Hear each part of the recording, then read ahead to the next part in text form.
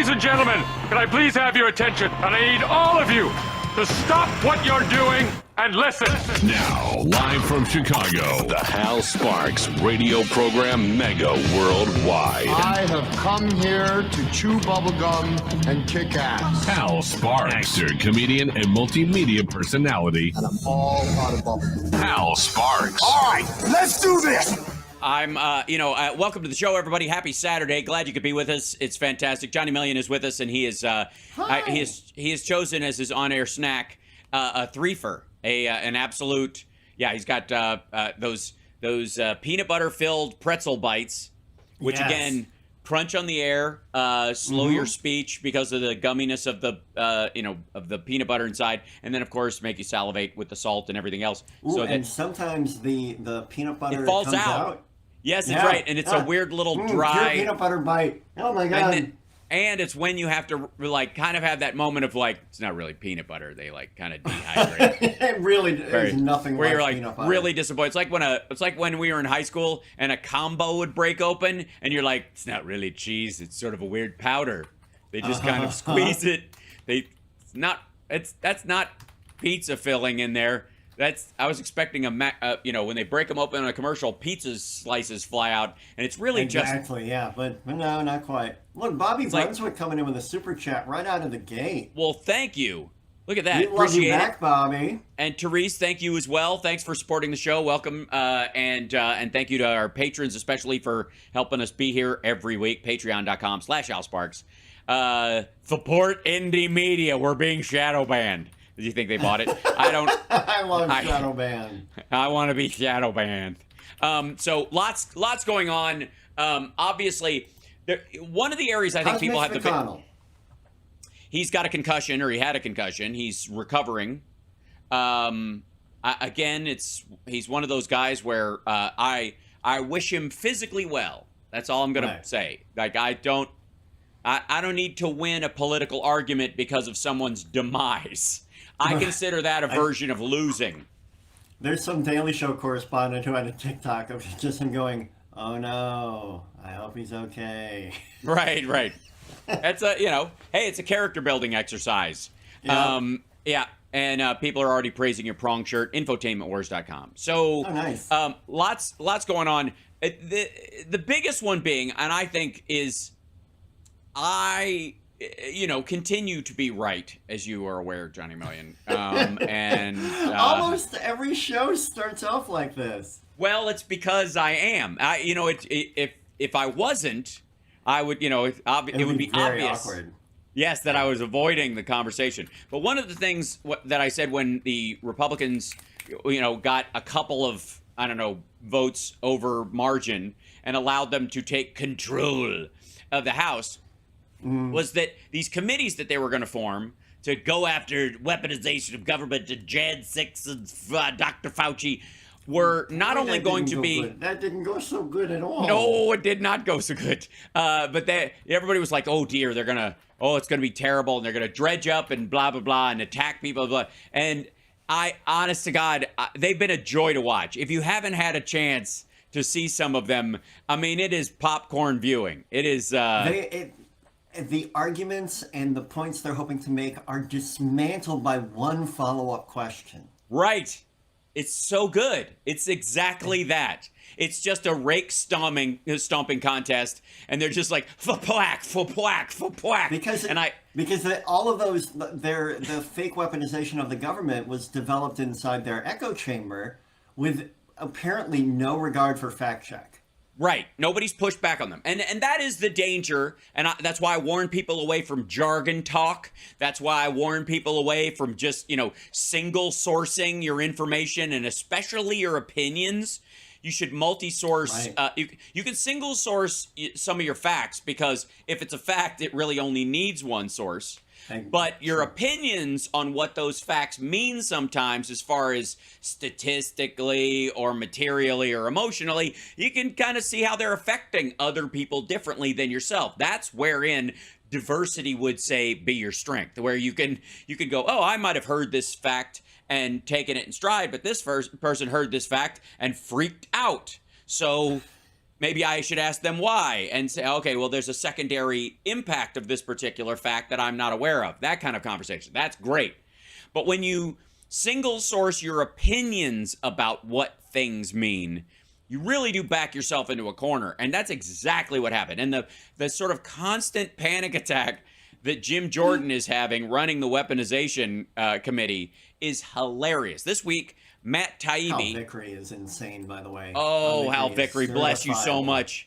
He's a wonderful human being, and he's a gift to all around him. And by the way, also, let's see. Yeah, there we go. Robert Brunswick. And excellent. Okay, these are coming up in my feed after. You see them first. But thank you so much, Hal Vickery. There, I've been here, just been having brunch. Oh, that's lovely. Well, that's good. I'm glad I hope you're having, hope you're Who doesn't love a good brunch?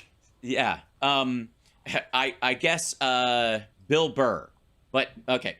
Bill Burr can find a way to be upset about it. He has. He's got a bit about brunch. He does. Oh yeah, he does hate brunch. I forgot he has about an that. angry bit about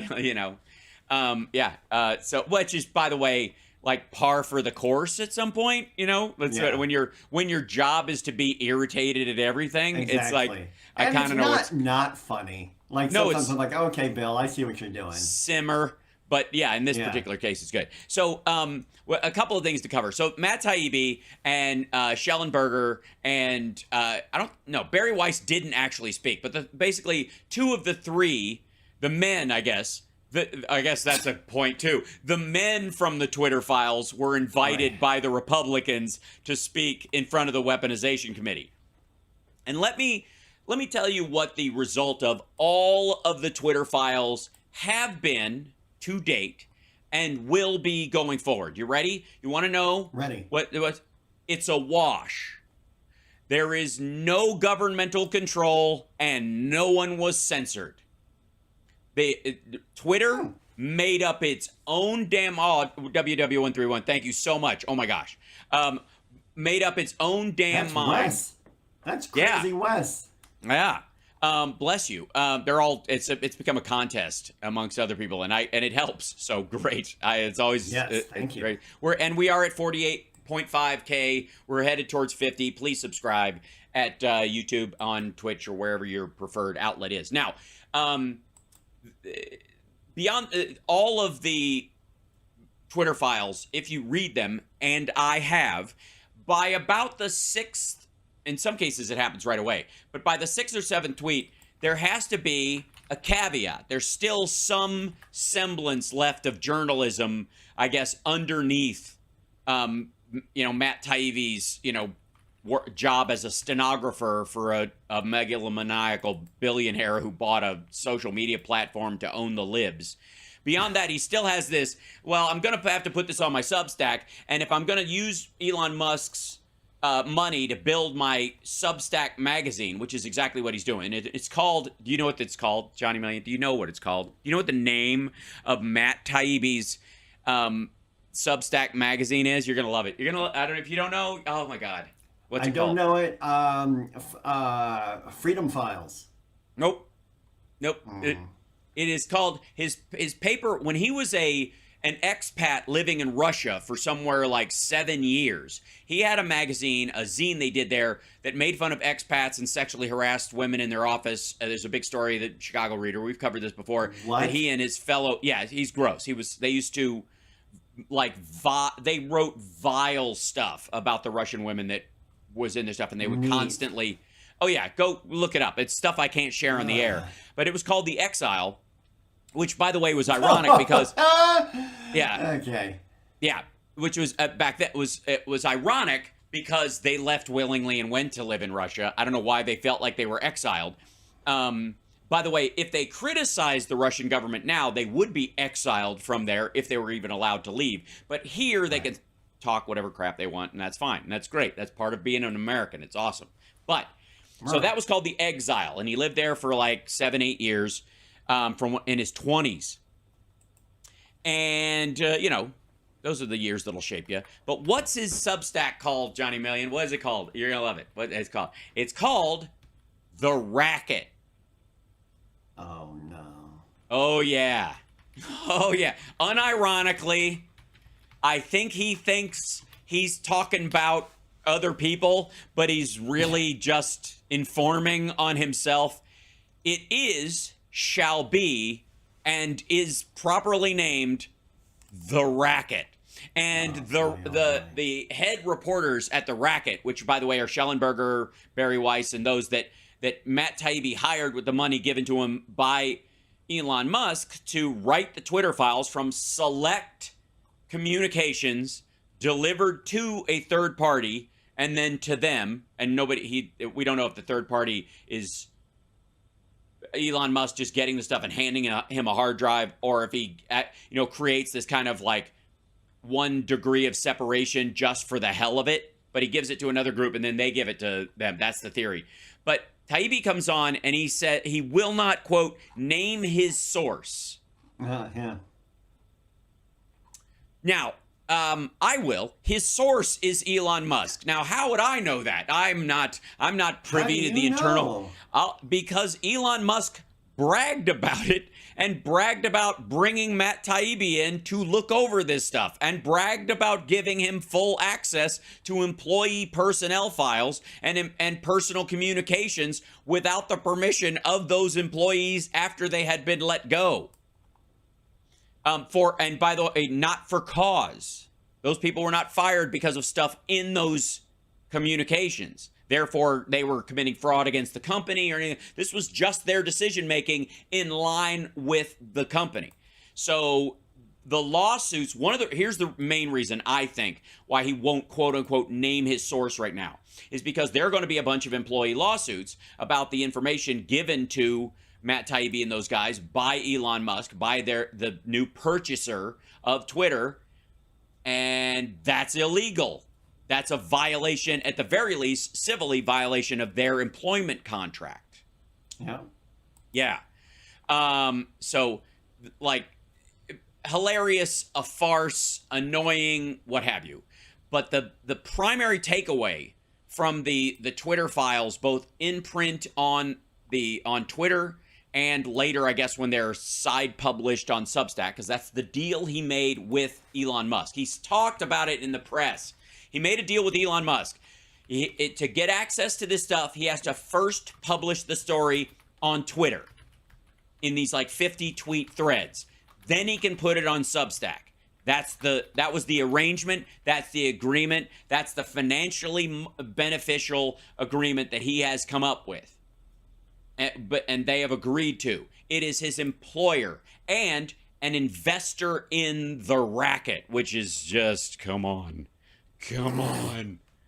The Racket, you sad, sad little people. So we got to take a break, but when we come back, I just needed to address that. And by the way, Plaskett is my hero, the ranking member on that committee. She is just we are all her anger. It is so good. She's just had it up to here. It's just glorious. And she just knows how to needle Jim Jordan and irritate him. It's fantastic. It's just, can we draft her for president at some point? I'm dead serious. Holy smokes. Republicans' body language when they're getting owned is so good. They're really bad at it. It's so good, though. It's so nice to watch. It's popcorn. I told you. That's what I was right about. These would be useless to the plan that they have, would absolutely kick back on them, and not move the ball forward for their team at all, and would end up them scoring on their own goal multiple times. And the more they do this, the worse it will get, because they opened with their best stuff. We'll be back right after this. It's the Hal Sparks radio program, Mega Worldwide. Now with 100% more, Johnny Million. Philip Hittner will be joining us in the second hour. Check out my Malcolm Nance interview from yesterday that I did in the morning show. It was a good time. We'll be back.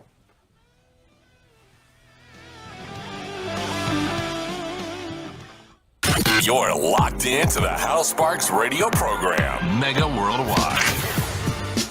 Ladies and gentlemen, if I may, I'm showing this on the live stream for those of you that aren't in the know. But Stacy Plaskett is there you go. There she is. You'll recognize her. she's a rising star. I'm just gonna go ahead and say it. She's from the Virgin Islands, the ironically named Virgin Islands, and she, I've been there, but her on like committees. Isn't that where Red Beach is from? Don't talk behind. Don't do BTS in front of everybody. Simmer. She is I'm just saying. Her work as the ranking member on this weaponization committee is both. How do I put this? It is both equal parts complete competency and hilarity combined. Yeah. And that, especially in contrast to the flailing garbage that passes for governing that is going on with the House GOP right now, it just makes it stand in even more stark relief. She lets like just the right amount of attitude through. Mm-hmm. Like there's this underlying "how dare you insult all of us." Yeah. As she asks her questions. Right. It's and here's the thing. The reason it works is because she's right. She's not doing this. She like Matt Gaetz and Jim Jordan will take it personally. They will snowflake the hell out of these meetings and feel like our witnesses are being attacked because their lack of ethics is being called into question as part of the opening statements. Right? Their lack of ethics is being called into question. Right. I can't believe they're calling out these people on the fact that they have no moral standing. Right, exactly. How dare they, And the pearl clutching going on from Gaetz and Jordan and the dude from Alabama that's one of the, he's their like middle manager who's tried to give them some, he looks like a stable, normal person, but he has the same stupid questions that Matt Gaetz does, except he doesn't have kind of like that smarm accent, which I don't know where that comes from. What part of the country is the kind of like, exactly, I don't know that, excuse me, that kind of weird Matt Gaetz accent thing that he does that's not the panhandle where he's from. Maybe it's just what happens when you grow up a second-generation politician in an area where your rich dad kind of owns the place, and you live and you're motivated just by, like, teenage 80s villains from rom-coms. Right, exactly, and you pluck your eyebrows to make sure that they, conform to that, to cartoon versions of that. Perhaps, allegedly. But I maybe that's affluenza. Maybe that's one of the effects of affluenza. Maybe you get forgot about affluenza. That was right, amazing. Maybe, it's maybe affluenza. And somebody popped into the chat right there. It's affluenza, like right as we were saying that. It's great. Nice. It's called privilege. I don't know, because I know a lot of privileged people who have lived with privilege in their life, like the dude who was the heir to the Baskin-Robbins fortune, who became a vegan and gave away all the money because he didn't like how cows are treated when milk and ice cream are made. Like that guy. Oh, wow. I mean, you compare that guy. That guy is walking the walk. Yes, exactly. Compare that to Tucker Carlson, who lived in total privilege. And one of the privileges that Tucker Carlson had, which is my favorite, I love one of my favorite. About it. Tucker Carlson's privilege is that he had the privilege of, at one point, and I don't know if you know this, Johnny Million, of calling Hunter Biden and asking for help getting his kid into a private school where he needed a recommendation from a dude that he has nonstop called a crackhead traitor. Yeah. That's privilege right there. When you have the privilege of calling a crackhead traitor personally, and asking that crackhead traitor, apparently, to help your kid get into a private school. That's amazing. Can we just revel in how absurd that is for a second? Yeah. So I think maybe there's a oxygen cutoff to the brain aspect of affluenza that affected Matt Gaetz and gave him that accent. We'll just go with that as part of it. I did see one comment saying that it was like a prep boy accent. Oh, totally. Yes. Yeah. And like he does when Philip that. Seymour Hoffman debuted, and he was always like the jerky guy in his early movies. Was it Twister? like Good Will Hunting? Yeah. Yes. I'm kidding, because in Twister, he's like the most down-to-earth human being. He's like totally alive on screen. Twister. And he's just so personal in that. He's the only person alive in that whole movie. Everybody's doing a good job acting. And he's being a great job being. He's reacting. Twister. Yes, he is. He's present. And it's beautiful to watch. And he's having... And just him saying the word food is... It's art. Just watch him. You know, Lisa hasn't seen Twister yet, so I think I need you gotta introduce her. I got to show Lisa Jurassic Park for the first time a few months ago. Wow, did she stand up in the Jeep like at the drive-in and lower her glasses when Exactly. What was funny is that she played catch-up with every meme that has come out of that movie. Right. She's like, now she gets it. That's where that comes from. Like every Jeff Goldblum line. Right. Yeah. Him shirtless, gigantic, the big pile of poop, his laugh that he does all at the one point. Chaos Theory stuff. Yeah, that's Chaos Theory. Life finds a way. Finds a way. Now you package it. Now you want to package it. Anyways, you sell it. So, a great lesson in Science Gone Too Far, without, by the way, venturing into 1950s science panic, which everybody thinks everything's new. I love when people. This is a side note, and we got to take a break in a minute. But Johnny Million, one of my things is when new people introduce themselves to new concepts that have been around and around and around during our lifetime so many times that they think they've invented the question and invented the solution that already showed up. They used to do like David Letterman's shtick. He'd be like, "Oh, what's this new thing they got?" And then he'd just like fill in the blank with something that everybody knows. That's coming back again. We'll see a lot of that in a new study stories. With like butter's great for you, butter's terrible. Butter's great, butter's terrible. Eggs are great, eggs are terrible. Chocolate, chocolate eggs are terrible. Eggs with chocolate on them are great. Like it's just this random yo-yo of information. Anyways, I love butter, by the way. I just need to put that out there. I saw. I'll send you a video that I saw a while back. It's called "Butter Makes Your Pants Fall Off." It's okay. You'll enjoy it. I'm willing to take that chance. Yes, you are. I'm and I think it's a terrible idea for an OnlyFans, but it's probably a big moneymaker. But it might be okay for my Twitch. Now what I was going to talk about has to wait until after the break. We'll be back right after this. It's the Hal Sparks Radio program. Darn you, butter. We'll be back right after this. It's the Hal Sparks Radio program, mega worldwide. Ron Filipowski will be on my morning show on Monday, and Philip Bittner's going to be in the second hour today. We'll be back right after this.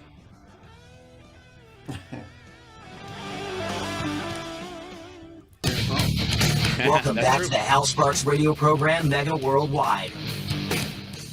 But during the breaks, we talk about me being naked. Thanks, Johnny Million. It's a good conversation. Right. And weeping sores. And weeping sores. Right. It's a sight to see. Right. Weeping rashes technically was what came up as a conversation. Yeah. So I think there's an important distinction there. Come on. You know what I mean? I'm having like L.A. Story flashbacks. Oh wow. When he couldn't get a reservation at Lidio. And he decides to take her to Palm Springs instead. I went down to Lidio, and I went to look around, and the chef had this big open sore on his lip. Yeah, I know. So, because they had to like look at his credit history to get a reservation. It's so LA. It still is, by the way, and it's becoming more so. I would like to say that one of the ways that you guarantee that waves come back around. Is overdo it on trendages that exist in the current day, whatever the current thing is. If you double dip and just go all in, like this is it, life is forever changed. We're gonna the best example I can give is no one's gonna get together in a big group ever again, and our handshakes are over. Remember that when? Yep. Remember in the maybe August of 2020. That was when I recognized seeing that sort of handshakes. Handshakes are done. Handcakes are delicious. They're a little hot to make, but whatever. You'll burn your hand in the oven. But Yeah, handshakes are done. Nobody's ever going to shake hands again because they're nasty and gross and nobody will. We're all going to be Howie Mandel from now on. We're all Roseanne Barr. You know, we're all... Isn't Howie Mandel not even Howie Mandel anymore? Didn't he get over it? Do you stop doing it, you mean? Yeah. I think some of his OCD has chilled. I think he saw a therapist. I hope so. That's a beautiful thing. That's an exhausting way to live. Oh my God! Because and it's also dangerous because the world is full of germs that you have to integrate with. You cannot avoid them. So to some degree, and I think that's one of the lessons of the measured approach about COVID that we had. That's why you're cautious, but you also have to manage your expectations and your safety levels because you can overcorrect and be damaging. And what we're having right now is this, like, the polar sides of a conversation, ping-ponging reality as if it can land on either side when you're crunching, aren't you? You're about to, you're trying not to. While I was talking, he slipped one of those. Go ahead. There it is.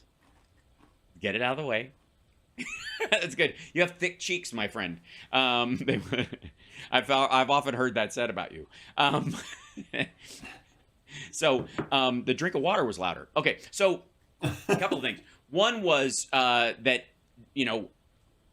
at a certain point, you would think, much like the panic attack around the committees that the Republicans were going to do, the tooth grind, the freak out that was happening, that, amongst my my liberal and progressive friends who were like, oh no work will get done. They will destroy the country because they will torment poor Hunter Biden and bring him before the committee and tell terrible tales and this will look terrible, but they'll be full of lies and they'll convince a bunch of people that weren't already convinced that Joe Biden, is not really president and Trump still is. And then there'll be a January 7th, 8th, 9th, 10th, 11th.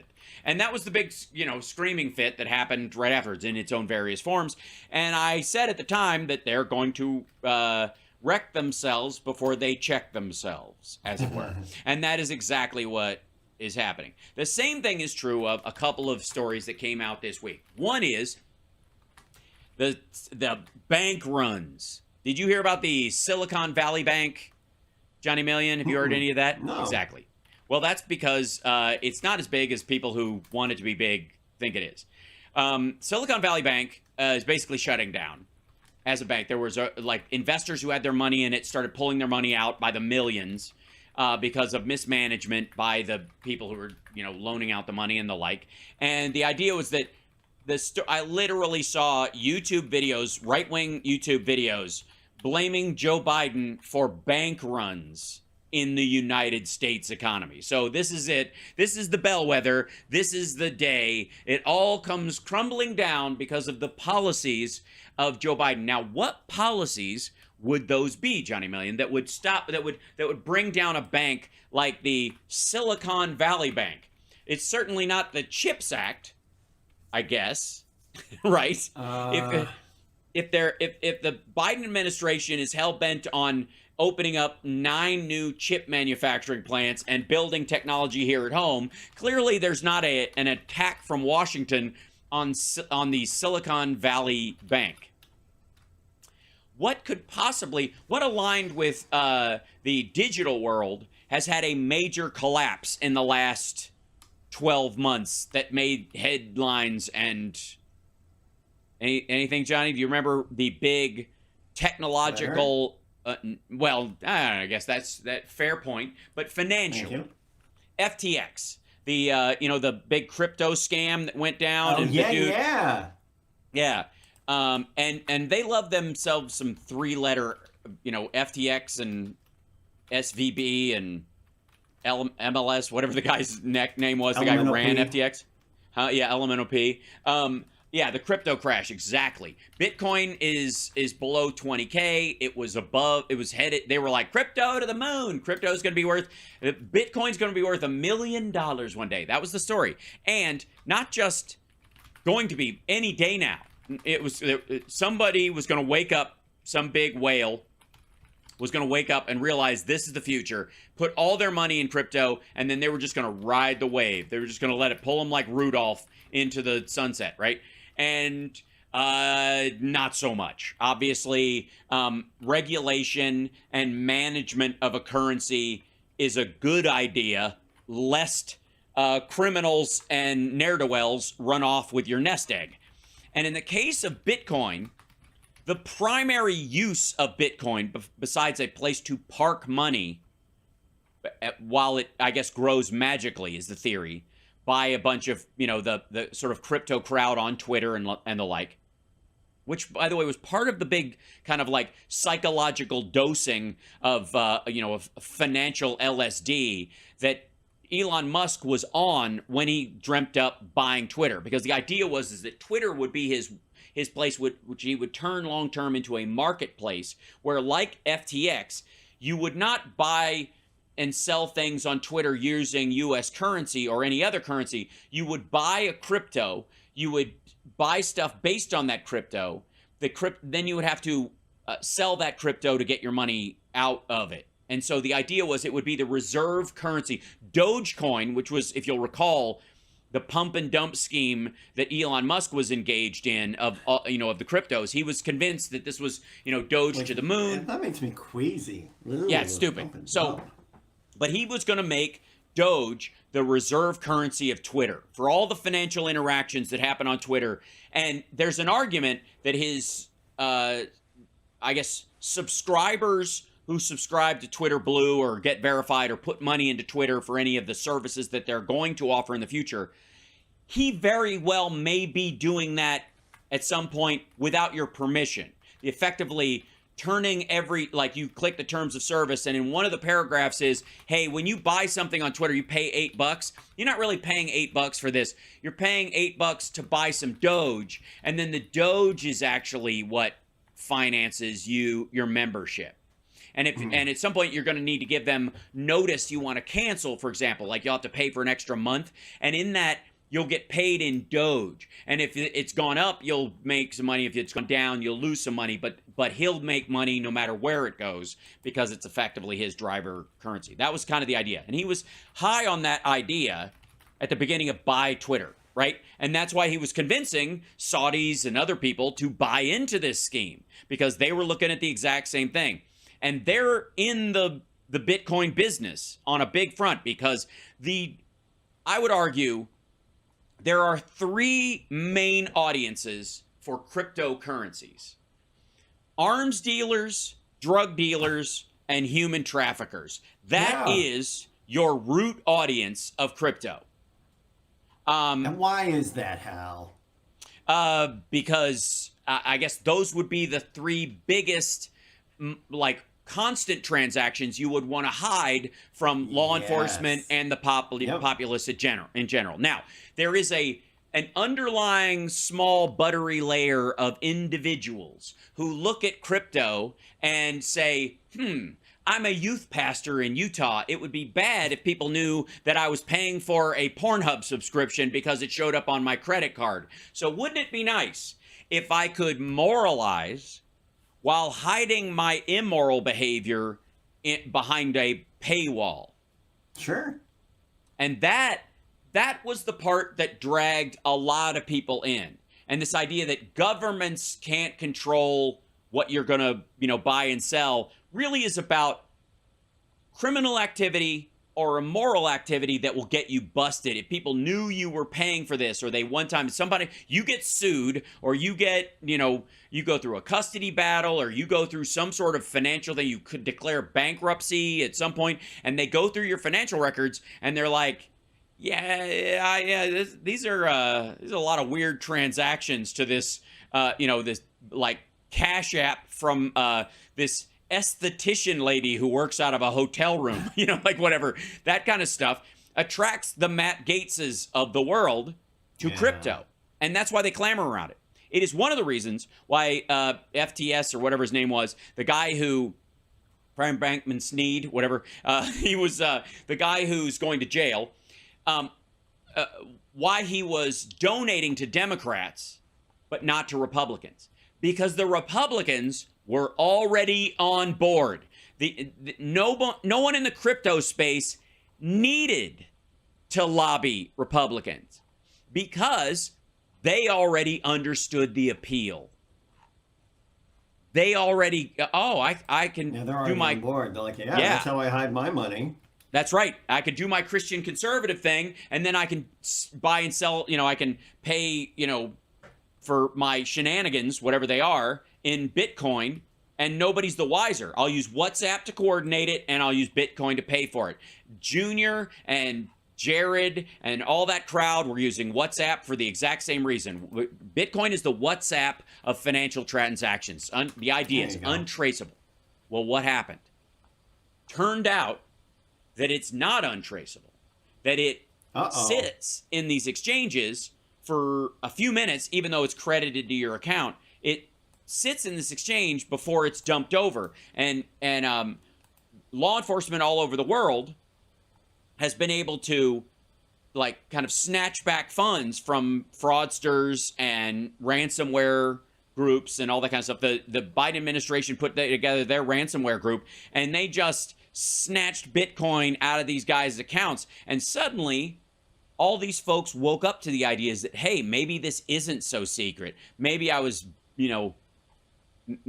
buying the safety aspect of this too much. And that's when it started to go down. Once it started to go down, all the financial systems based on the optimism of the future of this started to collapse with it. All these rich, these guys who were like, have fun being poor to everybody on Twitter, started just losing their houses, losing their cars, getting in trouble, not having the money to pay off the cops and the people that you were doing to just kind of bribe people because you had this extra cash. It was floating around like Wolf of Wall Street, and Andrew Tate ends up not being able to, shovel bits of cash to these Romanian cops that he was buying off so they wouldn't recognize that he was doing a human trafficking endeavor in his apartment building that he owned a floor of, or whatever the system he had going on there. And that money dries up, and suddenly your bribes dry up, and then they start coming for you. There is a huge tie between the collapse of crypto and Silicon Valley Bank, because a lot of that, dive in, we're going to pay for this, we're going to make so much money on these apps that float crypto, that are, this is going to be a whole substructure of financial stuff that's going on beyond the dollar, beyond the yuan, beyond the yen, the rupee and the ruble, and will be our own kind of space currency. Peter Thiel was all in on this. All the people who were behind PayPal, all of them had millions in SVB, in the Silicon Valley Bank. And they all pulled it out in a big hurry because the people at the top of that were mismanaging it. Well, how were they mismanaging it? One of the ways they were doing it, they were going, oh my God, look how much money you can make in crypto. It's going to the moon. And then it collapsed. And they couldn't pay stuff back. And then they freaked out. And then they sold their stock because they knew it was coming. And then people around them on the uppers knew that they were selling their stock, and they got their money out. And then the suckers were left holding the bag. Yeah. That's what this is about. This is not about monetary policy. This is not to do with the U.S. dollar. This has nothing to do with inflation or the rise of interest rates and mortgage loans or anything. This is fallout from the crypto delusion. And it won't be the last. We'll be back right after this. It's the Hal Sparks Radio program, Mega Worldwide. You're listening to Hal Sparks' radio program, Mega Worldwide. I thought there was going to be like a new one every break. I was so excited. You want more, Hal? We'll give you more. Hal Sparks' radio program, Mega Worldwide, on Chicago's Progressive Talk, WCPT 820. Hoo-yah!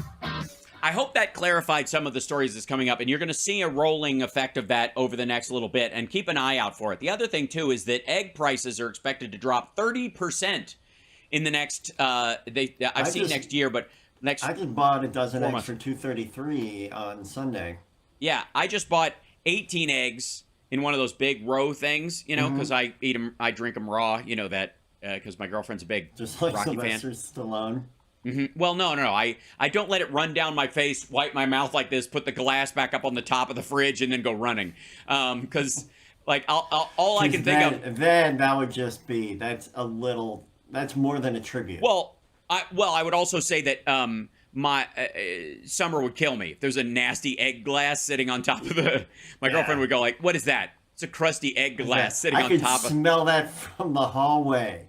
Yes. And by the way, for the most part, if they're fresh, eggs when you drink them like that have no flavor whatsoever. As a matter of fact, I'll put a little dash of salt in there, and it's easy going. It's not a big deal. It really isn't. Yeah. If they have a lot of flavor to them, you probably should have just cooked them a couple days ago. But if they're fresh, anyways, it was like $8 for 18 eggs, and these were like the fancy schmancy eggs, the organic, like Happy Acres, where they got this like this chicken on the front of it going, "Please eat my children." And it's like the old Carlin thing. Why is it when it's us, it's an abortion, and when it's a chicken, it's an omelet? That was the like. But yeah, the other thing I noticed, and you'll notice probably if you go to the store a lot, is that there might have been like a big gap in the egg aisle. Like, do you notice that there were very few eggs for a while, and now it's starting to fill up like crazy? And eggs, I don't know if you know this, Johnny Million, spoil. It's one of the things you can find out the hard way. Yeah. And so once they start moving, eggs, interestingly enough, financially speaking, and why they're a commodity of such measure, and the consumption of them is so high, is that eggs are a lot like oil in terms of once you turn the spigot on, turning it off is near impossible, and you don't have a lot of secondary options. You can't, oil doesn't spoil, obviously, but if you stop the pipeline... I like that. Thanks. I'm Hal Sparks. Oil doesn't spoil. Right, because, it's pre-spoiled, I guess. But anyways, if you try to, if you throttle the output of an oil well, it can get backed up, it can start gumming up, and then it becomes, you have to re-drill it altogether. It's terrible. And so that's why Russia's having so much trouble. When they shut down, when they say we're not producing 650,000 barrels of oil, which, by the way, if you'll notice, they did that already. It's March. They did that at the beginning of March. Has not affected the price of oil worldwide at all. If anything, it's gone down. It's fluctuating around the 78 to 72 zone, which is a sweet spot for companies and a sweet spot for consumers. Apparently, it'll continue to go down, but if they're throttling that, I think because they don't have the capacity they say they have. It's like the Saudis. The Saudis are actually oil poor. One of the reasons why, and we'll talk about the Iranian. Saudi-China broker deal, which, by the way, the Iraqis brokered. Does anybody know that? Did you hear about the Iran-Saudi Arabia deal that China supposedly brokered? It was kind of in the news yesterday, and everybody's like, look at China, the big peacemaker in the world. Finally, Iran and Saudi Arabia, after all these years coming together. Well, they're just going back to the standard they had when Trump took office, which was in 2016. They're just going back to having embassies and ambassadors' offices. Whether they'll have ambassadors in the country or not is another thing. The Iranians gave no promise that they would stop their Yemeni proxies, the Houthis, from attacking Saudi Arabia in this deal. So it's effectively PR. And that actually goes back to the hearings that you were talking about, because a lot of the smoking guns that the Republicans think they have occurred during the Trump administration. Oh, yeah, absolutely. The breakup of, the lack of those ambassadorships happened right when Trump was elected, because they were like, okay, it's going to be, Trump's going to be hell on everybody, and he's going to like the Saudis more, which he absolutely did. The Iranians were aware of the fact that Trump was playing favorites. The globe hugging picture? Was that? Oh, yeah, the big, the big Illuminati picture, which they completely lost on. If you were coming up with a conspiracy theory that was just lunacy, there's no better than just world leaders with their hands on a glowing orb. Oh my God, it right? Itself. Can you imagine? If you brought that to Hollywood, they'd be like, "Yeah, I don't think so." You imagine Obama and whatever MBS and some other leader touching this glowing orange sun-like object in the room, or all they ate from the same stem of grapes. They're like, I knew it, much less laying on hands like this giant round Ouija board moment. It's so odd. Anyways, the hypocrisy of conspiratorial stuff. look at the number of times Trump makes the little like Illuminati hand gesture that apparently when Obama did it was a sign that he was worshiping Baphomet. But when Trump does it, he's just nervous and doesn't know what to do with his hands, whatever. Anyways, got a pretty good troll in the chat. Well, that's good. I imagine that comes up, and it's good because we like trolls because they help us in the algorithm in ways that other people do. That's right. Thank you, Bryce. Yeah, I appreciate it. It bumps us up. We will show up in there. People who watched what he watched or she watched. Also, I'm gonna go with she, Bryce. Yeah, like Bryce Douglas Howard or whatever isn't there somebody? Bryce Dallas. Yeah. Yeah. I'll go with it's a woman. And just for if I'm misgendering you. You don't think that's a thing anyway, so we're fine. Anyway, right. So right. If I'm misgendering you, come at me, bro. Yeah, right. But yeah, in the algorithm, you never complain about trolls because we will show up in there. People who watch what they watch also watch this, and then I show up and they're like, "What the hell?" So where were we? Oh yes. So beyond that deal, the Iran, Saudi Arabia, China broker deal. As Biden would say, good luck in your senior year. There was an article in Bloomberg where it literally ended with, good luck with that. Like they literally just said it at the end. Like there is no measurable difference. They're just going back to where they were in 2016. There are a lot of those things where people are like, aha, this is the turning point. And I would like to remind everybody, be wary of the threat of revolution everywhere. Because as much as our hyper-left friends and our radical right run up the steps and stomp a cop maggots will be upset at this, revolutions do not, most of the time, result in positive changes. They, because the revolution, for example, the U.S. Revolution, where we fought and got our separation from England, the revolution in America was not the war itself. The revolution was the thought form that we can govern ourselves. Taxation with representation, democracy, a constitutional republic based on common rights, and rights that are not based on some sort of magic family saying we're the God family, we live in the castle, and we'll tell you what's good. It was that was the revolution in America. The war was fought to keep the revolution from being stopped.